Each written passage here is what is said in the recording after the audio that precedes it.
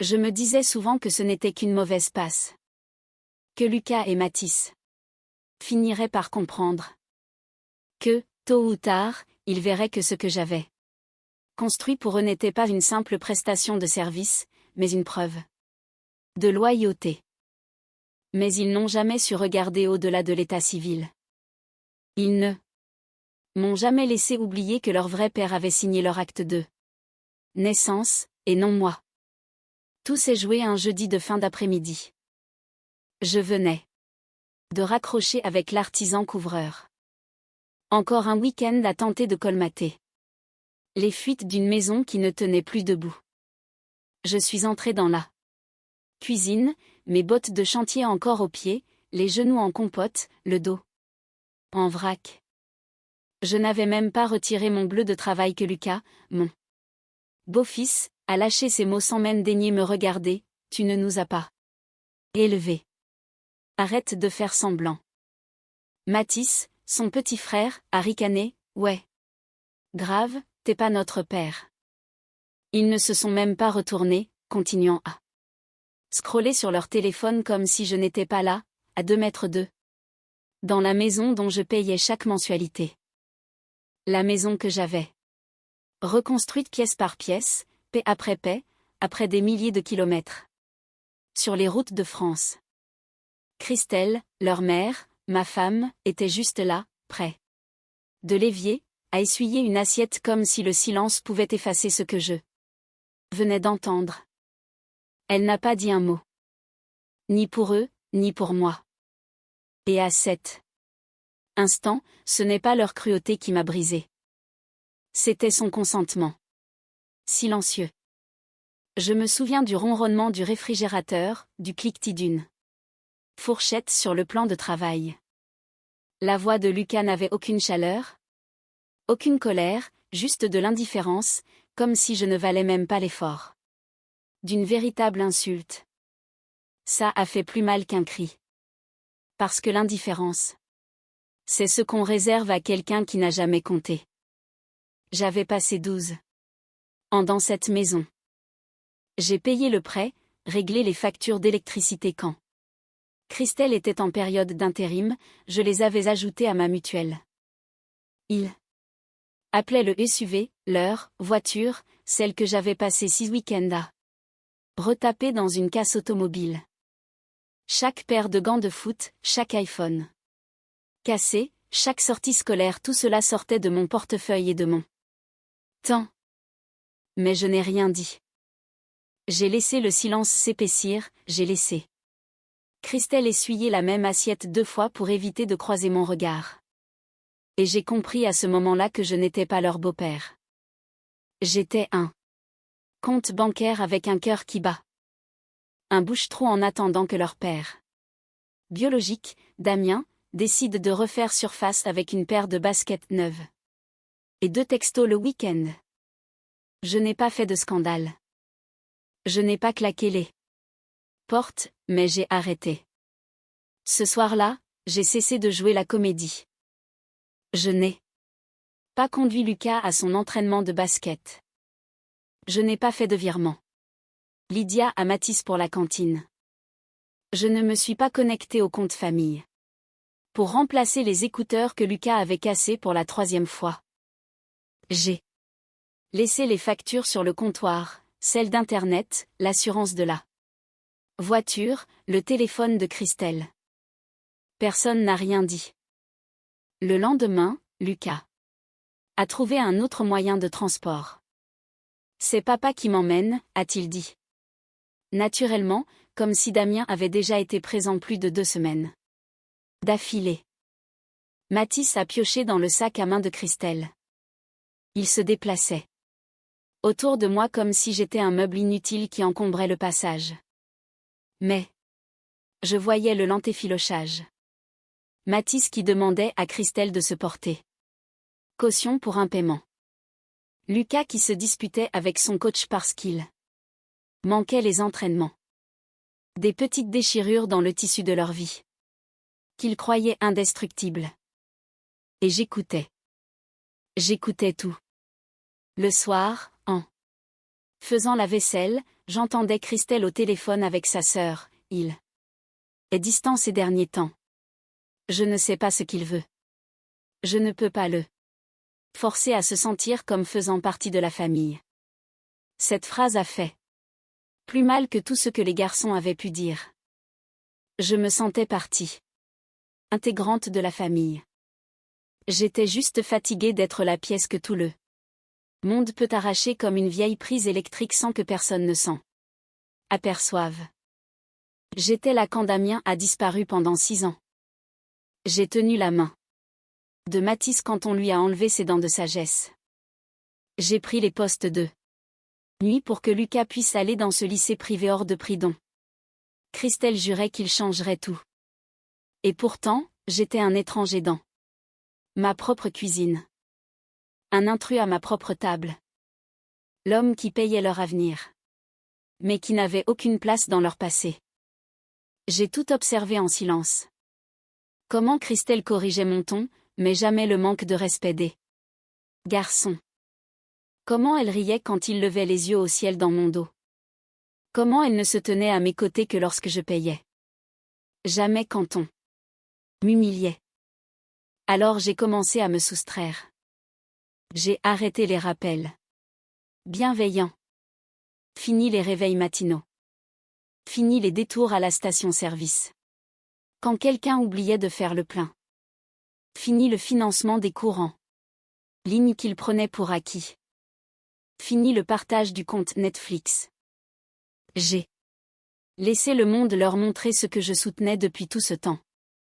Ce n'était pas immédiat. Les premiers jours, ils n'ont même rien remarqué. C'est ce qui m'a fait le plus mal, pouvoir disparaître chez moi sans que personne ne me cherche.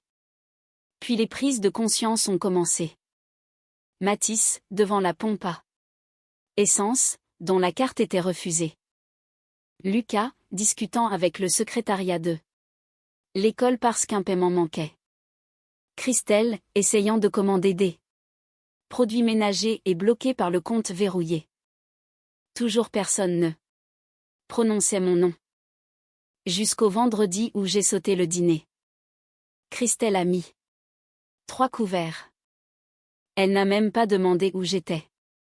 J'observais depuis le garage, assis sur un établi que j'avais construit quand les garçons étaient encore assez jeunes pour croire en moi. Ils riaient. Il se passait le ketchup.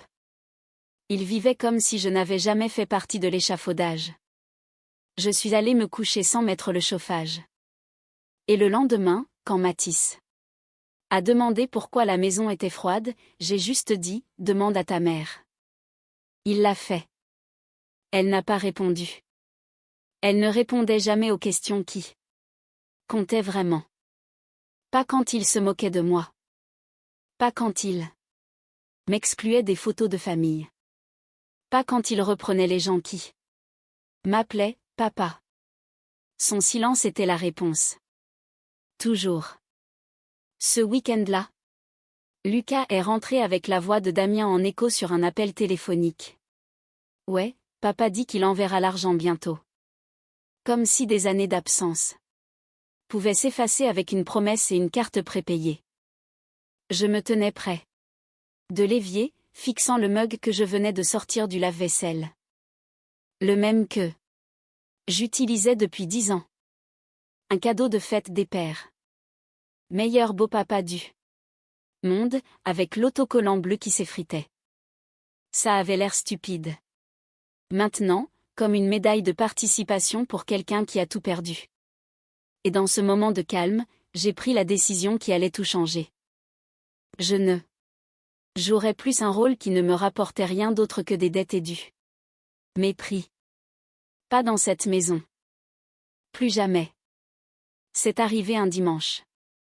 Rien de spécial, pas de fête, pas d'anniversaire, juste un ciel gris au-dessus d'une maison où mes pas ne résonnaient plus.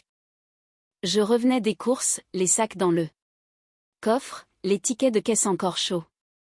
J'ai franchi la porte, m'attendant au silence habituel. Au lieu de cela, je les ai trouvés dans mon bureau. Mathis Était penché sur mon ordinateur, l'imprimante bourdonnait. Lucas fouillait dans mon tiroir à dossier, celui que je gardais fermé à clé. Ils n'ont même pas tressailli quand je suis entrée. Ils m'ont juste regardé comme si je les dérangeais. On essaie de calculer pour les billets d'avion, a grommelé Lucas. Pour les vacances de printemps, c'est moins cher si on réserve tôt. Des billets d'avion? Il utilisait mon mot de passe sur mon ordi, dans ma maison, a ajouté Mathis. On avait besoin des codes de la banque pour vérifier les plafonds. J'ai serré les dents. J'ai regardé par-delà leur épaule, vers le couloir. Et elle était là, Christelle, observant la scène, ni choquée, ni confuse, juste figée dans cette même inertie qui était devenue sa marque de fabrique. Je n'ai pas crié, je n'ai pas demandé pourquoi il se croyait autorisé à fouiller dans mes finances comme si c'était une ressource publique. J'ai juste avancé, fermé l'ordinateur avec un calme délibéré, rassemblé mes dossiers et je suis sortie pour aller dans la chambre, dans la salle de bain, sur la terrasse, n'importe où sauf là où ils étaient. Cette nuit-là, j'ai fait une liste. Une vraie, avec des colonnes, des titres, ce que je payais, ce qu'ils utilisaient, ce qui s'arrêtait demain. J'ai ouvert tous les onglets nécessaires, ma banque, mes abonnements, mes assurances.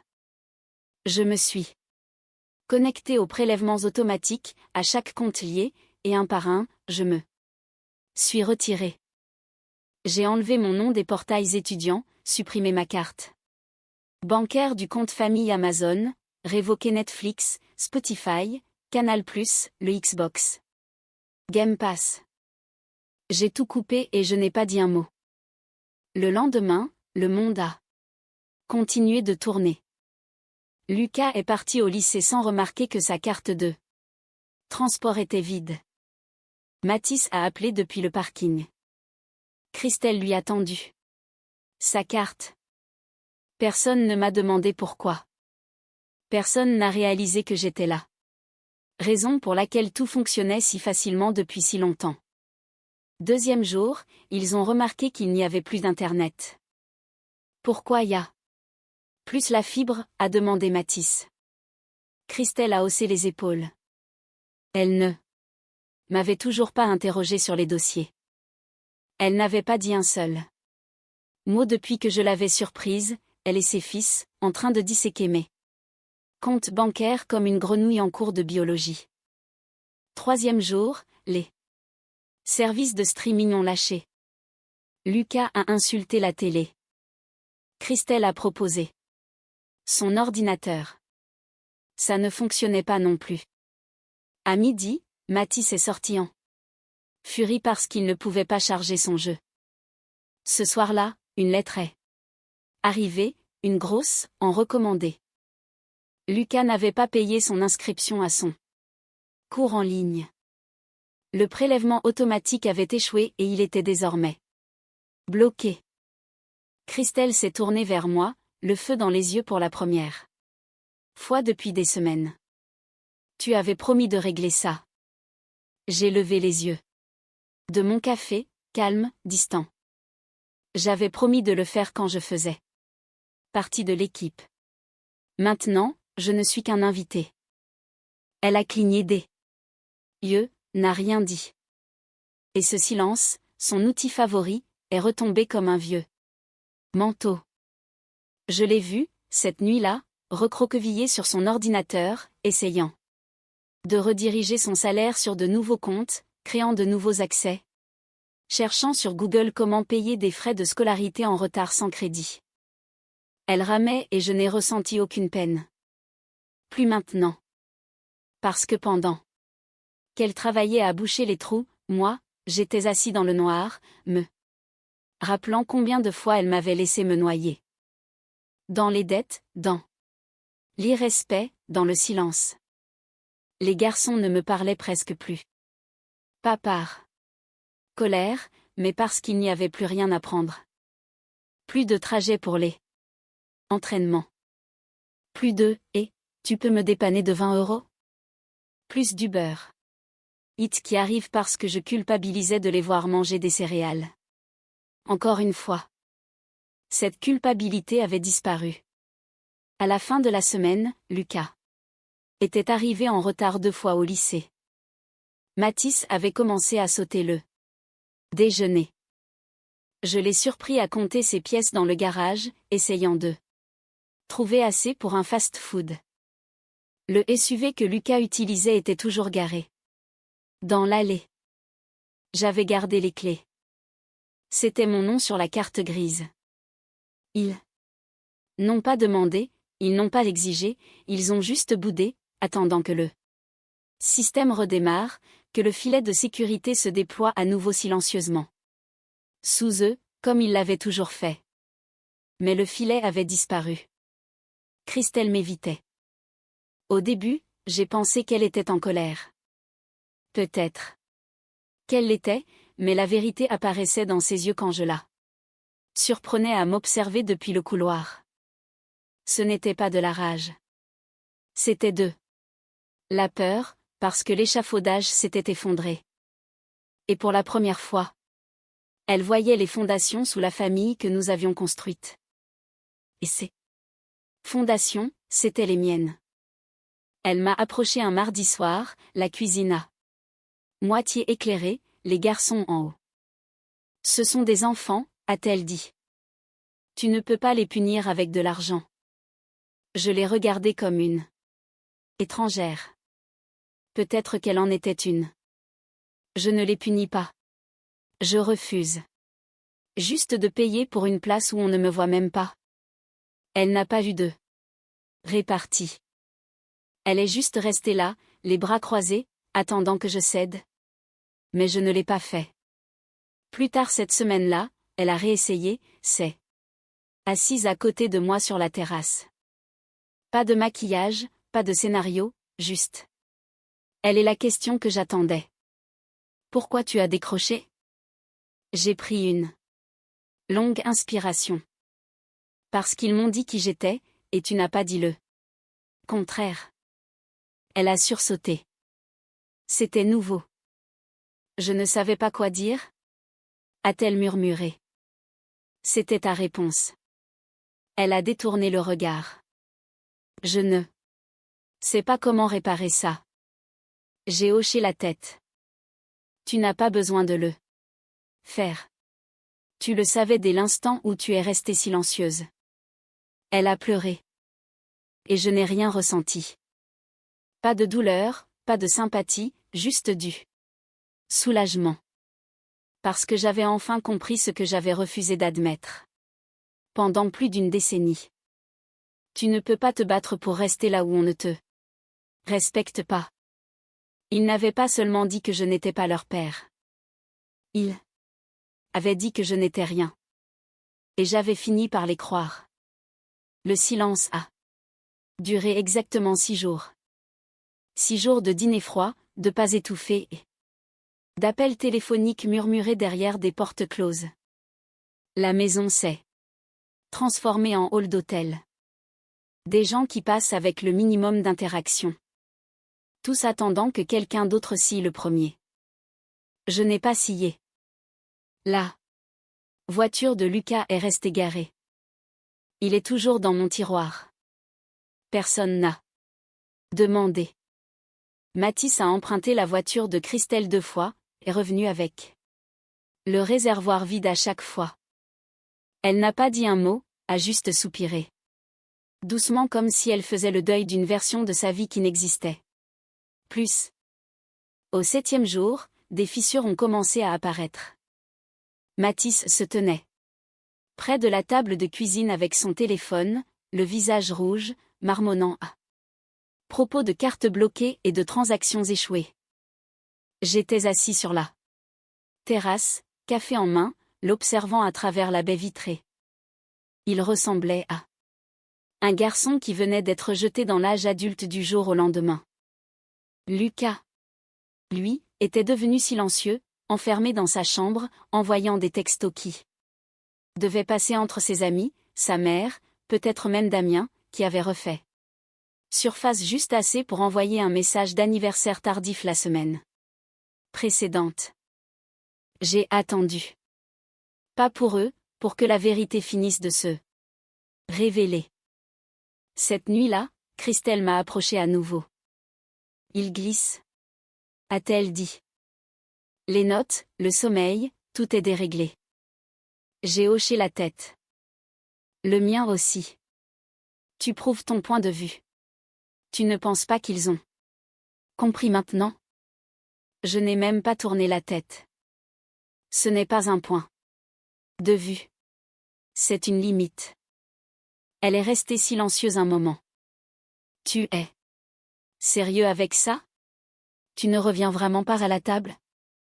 Je n'ai jamais quitté la table, ai-je dit. J'ai juste arrêté de mettre le couvert. Elle ne savait pas quoi dire, alors elle est partie.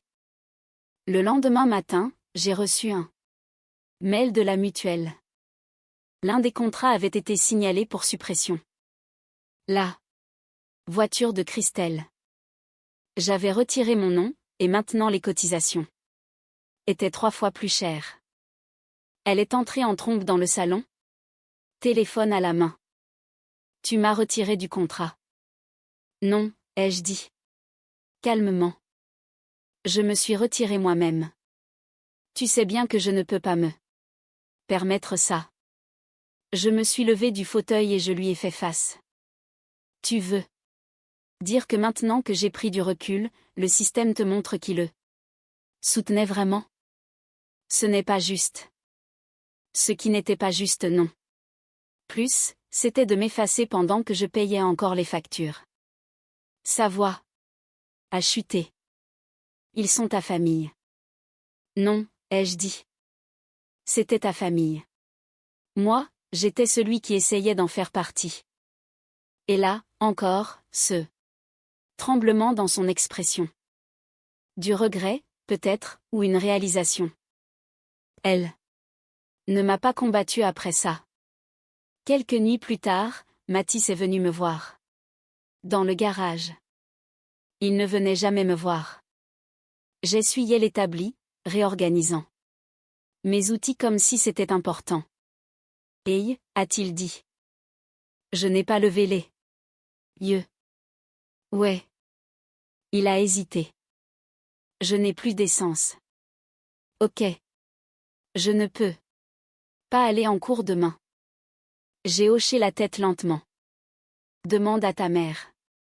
Ai-je dit. Elle a dit, demande à toi. Je me suis tournée vers lui. Pourquoi? Il a haussé les épaules. Je sais pas. Non, ai-je dit, tu sais. Pourquoi a-t-elle dit demande-moi? Il a baissé les yeux.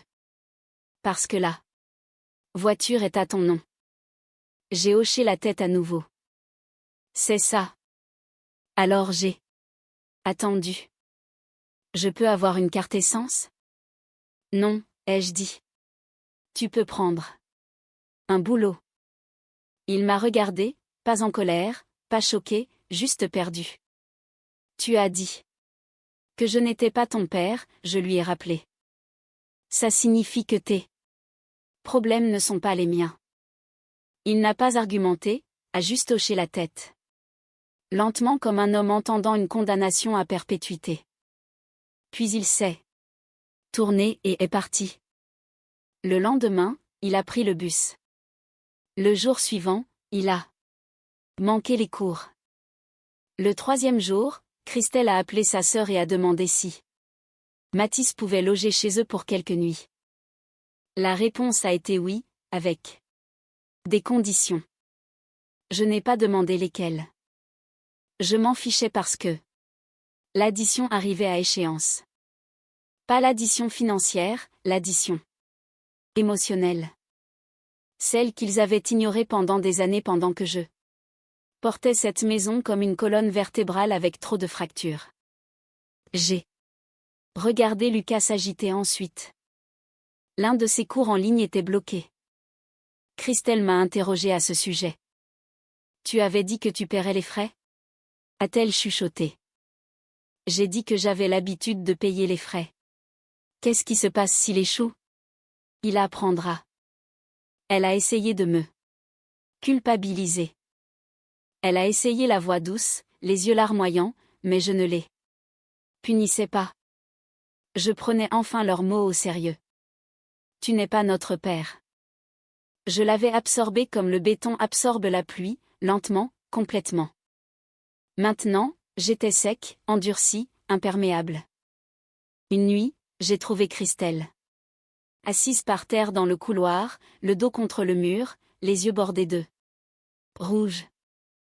Je suis en train de les perdre, a-t-elle murmuré.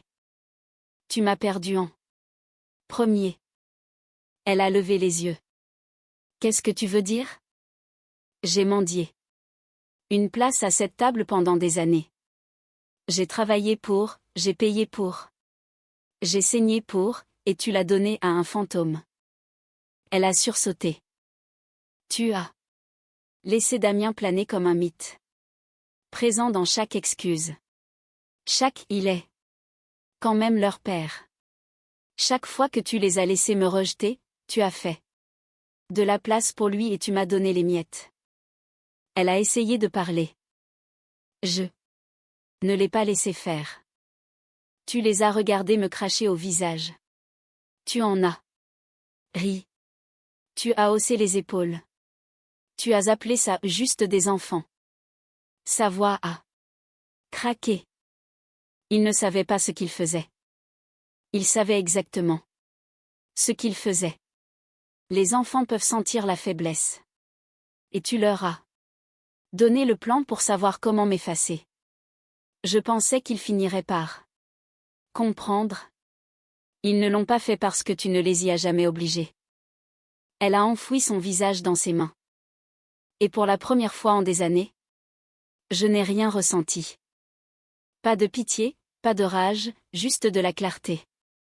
Cette nuit-là, j'ai changé le mot de passe de mon compte bancaire, ajouté une authentification à 2 facteurs, retiré mon nom du crédit auto que Lucas réclamait. Le lendemain matin, je l'ai conduite chez un garagiste ami et je l'ai faite garer derrière le portail. Le monde a basculé après ça. Mathis a emménagé chez la sœur de Christelle à plein temps. Lucas est resté, mais seulement parce que Damien ne voulait pas de lui. Il a envoyé un message par Christelle, je ne peux pas le prendre pour l'instant. Les choses sont compliquées. Bien sûr. Qu'elle l'était. Elle l'était toujours. L'homme qu'ils avaient vénéré à distance n'avait rien à donner.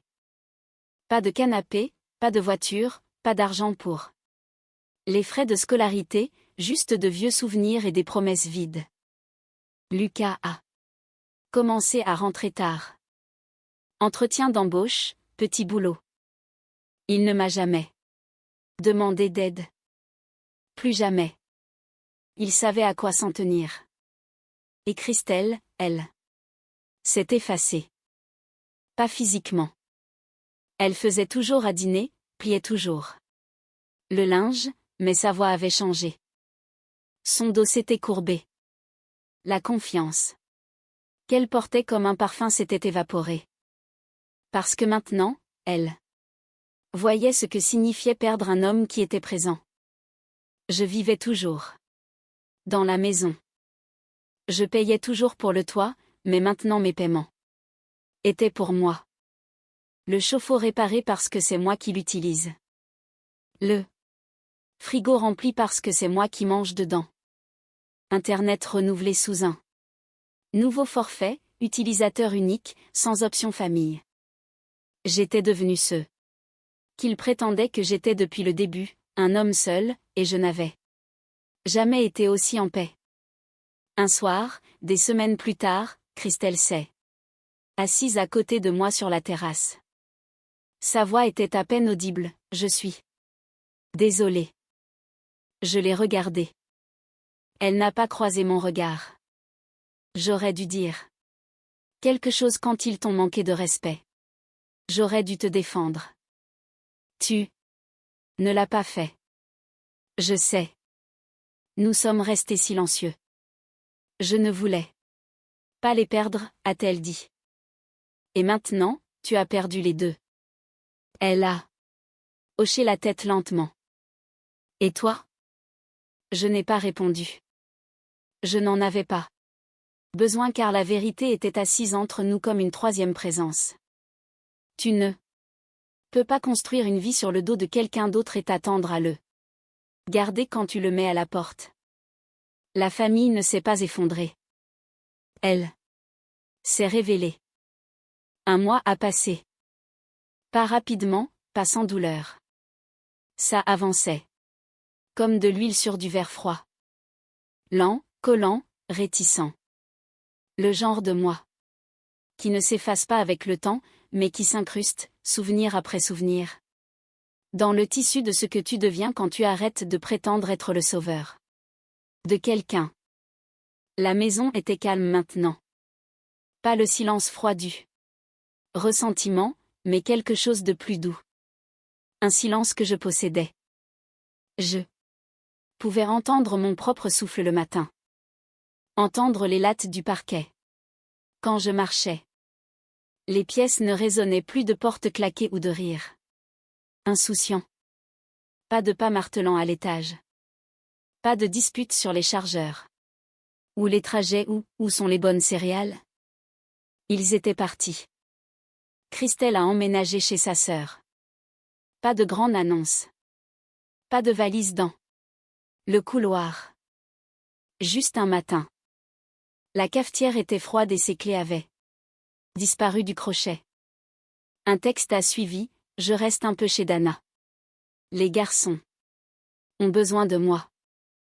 J'ai fixé ce message plus longtemps que je n'aurais dû. Je me demandais si elle voyait l'ironie. Ils avaient besoin d'elle maintenant. Maintenant que le tampon avait été retiré, maintenant que l'homme qui couvrait leur dette avait pris du recul et laissé la gravité faire son œuvre. Lucas est allé vivre avec Damien. Finalement, il a fallu 3 appels distincts, 2 nuits sur des canapés et une dispute avec Christelle qui a fait vibrer les fenêtres. Damien l'a pris, mais seulement après que Lucas eut promis de couvrir une partie des factures. Je n'ai pas demandé comment ça se passait. Je le savais. Déjà. Mathis a changé d'école. Il ne pouvait plus se permettre les frais de scolarité privée. Son premier jour au lycée public, Christelle m'a appelé. Elle a laissé un message vocal, il a peur. Il dit qu'il te manque. Je n'ai pas rappelé. J'étais assis dans le garage à ce moment-là, ponçant une vieille table en chêne que j'avais prévu de réparer depuis des années. Les pieds étaient fendus, le plateau voilé, mais c'était la mienne. La mienne à travailler. La mienne à finir. Le projet de personne d'autre. Le besoin de personne d'autre. La maison est redevenue la mienne aussi. J'ai réorganisé les meubles, retiré la 4e chaise de la table à manger, donné une nouvelle peinture à la chambre. Des garçons, pas par rancœur, mais par nécessité. Elle avait commencé à s'écailler autour du cadre de la fenêtre. Maintenant, c'est vert foncé, calme, silencieux. J'ai déplacé mon bureau dans l'étude, là où il devait être. Personne ne touche à mes dossiers maintenant. Personne n'essaie de deviner les mots de passe ou d'ouvrir des dossiers qui ne leur sont pas destinés. La porte reste verrouillée quand je ne suis pas à l'intérieur, comme cela aurait toujours dû être. Parfois, je pêche. Parfois, je reste juste assis sur la terrasse à écouter le vent bouger à travers les arbres. Le calme n'est pas solitaire. Il est honnête. Tu ne manques pas du bruit une fois que tu as entendu à quel point l'absence peut être paisible. Il y a quelques semaines, Christelle a envoyé une lettre. Pas un texto, pas un mail. Une vraie enveloppe avec une vraie écriture. Je suis désolée, disait-elle. Je n'ai pas pris ton parti. Je ne voulais Juste pas perdre mes enfants.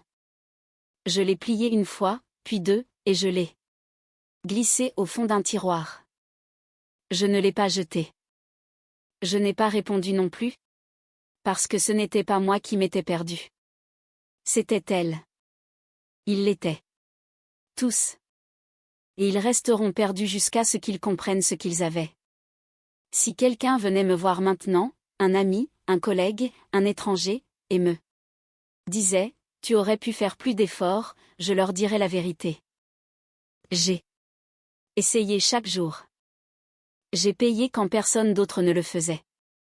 J'étais présent quand personne d'autre ne l'était. Je suis resté dans des pièces où je n'étais pas désiré parce que je croyais que la famille signifiait le sacrifice. Mais le sacrifice sans respect, c'est de la servitude. J'étais un homme, pas un donneur. J'ai réparé leur plomberie, rempli leur réservoir, acheté leur gâteau d'anniversaire. J'ai couvert les visites aux urgences.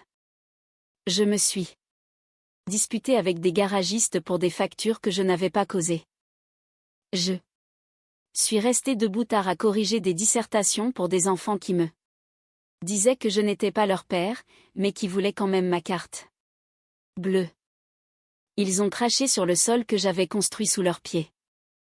Ils ont ri pendant qu'ils brûlaient le pont que j'essayais encore de traverser. Et quand j'ai enfin pris du recul, non pas par colère, non pas par rancœur, mais par survie, ils ont crié à la trahison. C'est la partie sur laquelle personne ne te prévient. Tu peux donner tout à un enfant. Ton argent, ton travail, ta patience, ton temps. Mais si quelqu'un a déjà murmuré à son oreille que le sang est plus épais que l'effort, tu ne seras jamais suffisant. On m'avait dit pendant des années que l'amour était la réponse. Mais parfois, l'amour retarde juste l'inévitable. Parfois, l'amour est la laisse qui te garde attaché à des gens qui ne te verront jamais comme rien de plus qu'un remplaçant. Et finalement, même le chien le plus loyal finit par ronger sa corde. Alors maintenant, je vis seul. Pas solitaire, juste seul. Il y a des jours où j'entends encore des pas fantômes. Des jours où j'ai presque mis la table pour 4. Mais ces moments passent. Et quand ils passent, je respire un peu plus profondément parce que je ne vis plus dans un rôle. Je ne fais plus semblant d'être quelqu'un que je n'ai jamais été autorisé à devenir. Ils l'ont dit eux-mêmes, encore et encore, de manière forte et silencieuse, tu n'es pas notre vrai père. Tu n'as pas ton mot à dire. Tu ne nous as pas élevés. Ils ne le pensaient pas vraiment sur le moment. Mais je les ai pris au sérieux. Et quand les factures sont arrivées à échéance, pas les financières, les morales, j'ai pris du recul et je les ai laissés gérer le coup. Alors dis-moi maintenant, avais-je tort d'arrêter de payer? Tort de retirer mon nom des listes, des contrats, des plans de paiement. Tort de protéger la dernière parcelle de dignité qu'il me restait après une décennie de service silencieux? Ou était-ce le seul moyen de leur apprendre enfin ce que je valais? Aurais-tu enduré davantage ou serais-tu parti, toi aussi? Parce que parfois, partir n'est pas de la cruauté.